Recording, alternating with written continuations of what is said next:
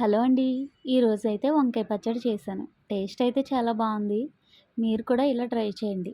మొదటగా ఒక కడాయి తీసుకొని ఆయిల్ వేసుకున్న తర్వాత దానిలోకి జీలకర్ర, ధనియాలు వేసి వేయించుకోవాలి. తర్వాత టమాటా ముక్కలు, పచ్చిమిర్చి కూడా వేసి ఒకసారి కలుపుకొని మూత పెట్టి మగ్గించుకోవాలి. టమాటా ముక్కలు మగ్గిన తర్వాత వాటిని వేరే బౌల్‌లోకి తీసుకోవాలి. అదే కడాయిలోకి వంకాయ ముక్కలను వేసుకొని వాటిని రెండు వైపులా కూడా ఆయిల్‌లో మగ్గించాలి. తర్వాత ఆ వంకాయ ముక్కల్లోకి కొంచెం కొత్తిమీర జల్లుకొని, అలాగే అవి మగ్గిన తర్వాత దించేసుకోవాలి. తర్వాత మొదటగా తీసుకున్న టమాటా, పచ్చిమిర్చి, అందులో కొంచెం చింతపండు, సరిపడినంత ఉప్పు వేసుకొని మిక్సీ పట్టుకోవాలి. అలాగే మగ్గిన వంకాయ ముక్కల్ని కూడా కొంచెం కొంచెంగా వేసుకొని మిక్సీ పట్టుకోవాలి. పచ్చడి ఎక్కువ రోజులు నిల్వ ఉండాలంటే తాలింపు పెట్టుకోవాలి.